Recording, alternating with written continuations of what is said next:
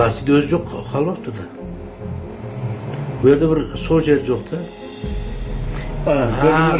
Özü ha boldu. Бул азыр ошол күнү больницада жатат же болбосо үйдө жатат күйүп. Эки бейтаныш жанан ал жерге кирип өрттөп кеткендиги. Койчу эми сага баары бир эмеспи ким бала? Жок, мага баары эмес.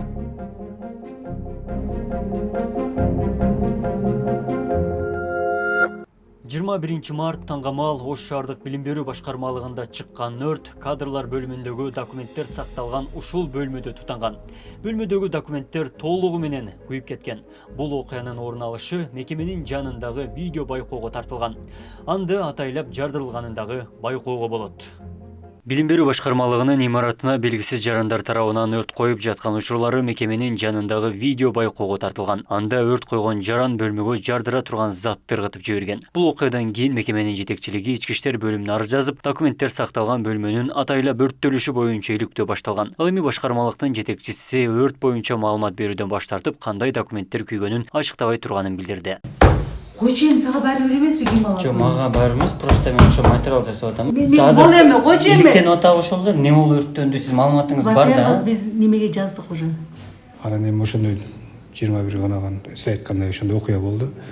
Бирок анын себептерин биз мисалы мен билбейм, чындап. Анан сиз айтып атпайсызбы, жана Ош шаардык ички иштер башкармалыгына кайрылган. Алар курсы дело бар болгон окуя. Анан сиз айткан жанагы бирөө поджог кылган андай мындай деген маанидегилерди биз общий жалпылап угуп атабыз, бирок канчалык ким киргенин аны тергөө чечет экен, тергөө амалдары. Биз деле ошого кызыктарбыз, эгерде кимдир бир ошондой иш жасаган болсо, ал ойлойм мыйзам чегинде жооп бериш керек да. Ал кандай максатта ким эмне кылды бизге азыр белгисиз. Болгон окуя действительно ошондой болгон. Документтер сакталган бөлмөнү атайлап өрттөгөн белгисиз жарандар жалгыз эместигин милиция аныктап, өздүгүн тактоо үчүн издөө жарыялаган. Чогултулган материалдардан негизинде 1-2 күндө кылмыш иштери козголуп, кошумча маалымат берилерин билдиришти. Тергөө тарабынан атайын материалдар чогултулган. Бүгүнкү күндө ал жерде ошол жерде курчоону тартып турган кээ бир имараттарда видео көзөмөлдөр болгон. Ал видео көзөмөлдө караган учурда ал жерде эки бейтаныш жанан ал жерге кирип өрттөп кеткендиги байкалган, видео тасма алынган. Бүгүнкү күндө алардын өздүгүн тактоо боюнча териштирүү иштери жүрүп жатат. Териштирүүнүн жүрүшүнөн кийин бул боюнча кошумча маалымат берилет.